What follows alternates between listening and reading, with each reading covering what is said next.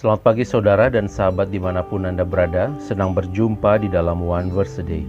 Kita mau merenungkan firman Tuhan. Sebelumnya marilah kita berdoa. Ya Allah, kami sungguh bersyukur untuk kebaikan-Mu, untuk hari baru yang Tuhan beri. Kami mau belajar dan merenungkan firman-Mu hari ini. Biarlah Engkau hadir, melawat dan menerangi kami semua. Terima kasih Bapa, di dalam Kristus kami berdoa. Amin. Saudara, firman Tuhan hari ini dari Wahyu 17 ayat 1. Lalu datanglah seorang dari ketujuh malaikat yang membawa ketujuh cawan itu dan berkata kepadaku, "Mari ke sini, aku akan menunjukkan kepadamu putusan atas pelacur besar yang duduk di tempat yang banyak airnya." Sahabat, ayat bacaan kita hari ini merupakan bagian dari penglihatan penulis kitab Wahyu, yakni Yohanes. Yohanes menyatakan bahwa ia menerima wahyu dari malaikat yang diutus oleh Yesus Kristus. Menurut Yohanes, orang-orang yang membaca nubuatnya itu akan berbahagia karena diberkati oleh Allah. Dan selanjutnya Yohanes juga menyampaikan pesannya bahwa Allah telah mengalahkan maut dan ia berkuasa atas raja-raja di bumi dan akan datang kembali untuk menghakimi semua manusia. Saudara, seperti kita tahu bahwa di sekitar abad pertama, seluruh penduduk di wilayah Kekaisaran Roma itu diwajibkan untuk menyembah dan mempersembahkan kurban kepada kaisar-kaisar yang menganggap diri mereka sebagai dewa. Orang-orang yang menolak akan dianggap pengkhianat dan bahkan dapat dijatuhi hukuman mati. Situasi inilah yang membuat jemaat Kristen pada waktu itu berada dalam tekanan dan kebimbangan antara tetap mau percaya kepada Tuhan tetapi ancamannya mati, atau mereka harus taat kepada peraturan kaisar dan tetap hidup. Saudara, ayat bacaan kita ini merupakan bagian dari perikop yang menggambarkan kejatuhan para penguasa-penguasa di bumi. Secara khusus yang dimaksudkan adalah kekaisaran Romawi, yakni Babel. Pelacur besar yang dimaksudkan di dalam ayat bacaan kita adalah kota besar Babel. Digambarkan bahwa Allah akan menghakimi dan mengalahkan lawan-lawannya, yaitu Babel dan iblis. Saudara, inilah pengharapan yang ditawarkan oleh penulis kitab Wahyu melalui penglihatannya kepada jemaat Kristen. Pada akhirnya kekuatan dari kaisar dan orang-orang yang telah menganiaya dan membunuh orang-orang Kristen itu akan habis juga.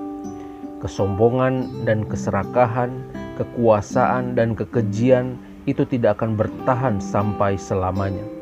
Kelak Allah akan menghabisi dan menghancurkan orang-orang yang sombong dan jahat.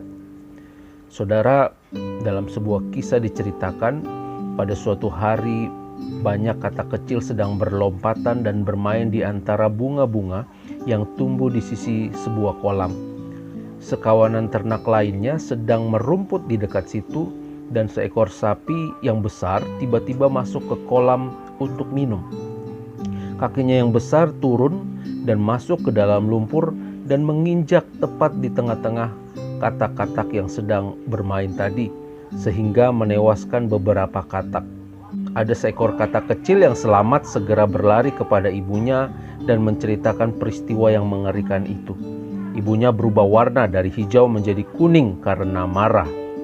"Binatang seperti itu tidak boleh masuk ke dalam daerah kita. Saya akan pergi dan mengusirnya." "Tapi ibu tidak akan mampu. Dia sangat besar," kata-kata kecil itu. "Omong kosong. Berapapun besarnya dia, saya bisa membuat diri saya lebih besar darinya." Maka si ibu katak pun mulai mengisi perutnya dengan udara. Dia menghirup udara sehingga ukuran tubuhnya jadi membesar.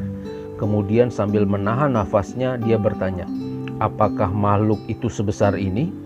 "Oh ibu, ia lebih besar lagi, seperti gunung. Jika ibu membuat diri lebih besar lagi, maka ibu akan meledak." Tetapi ibu katak hanya menutup mata dan membuka mulutnya untuk menghirup udara lagi sehingga ia akan kelihatan mengerikan, lalu meledak mati. Katak-katak itu berduka atas kematian ibu, tetapi seekor katak menggelengkan kepalanya dan berkata, "Apa gunanya meniup diri sendiri seperti itu?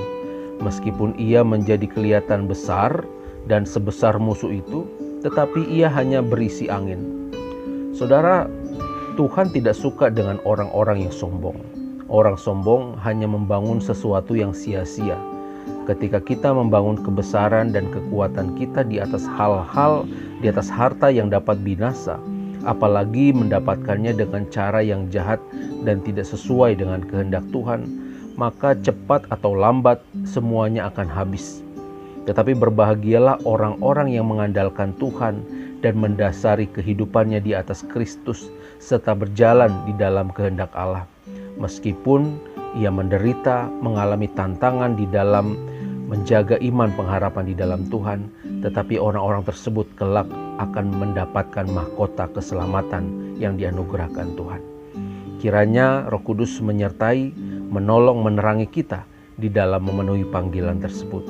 Amin. Mari kita berdoa. Ya Allah, kami sungguh bersyukur untuk firman-Mu yang boleh kami dengar dan kami renungkan. Kami diingatkan hari ini agar kami tidak menjadi orang-orang yang sombong, yang membangun segala sesuatu di atas dasar yang fana yang bisa dapat hancur. Tapi biarlah kehidupan ini kami isi, kami bangun di dalam iman kepada Kristus. Kami percaya segala sesuatu akan berlalu, tapi Kristus akan tetap selama-lamanya. Terima kasih Bapa, pegang tangan kami di dalam memenuhi panggilan-Mu ini. Dalam Kristus kami berdoa, amin. Tuhan memberkati kita semua, saudara.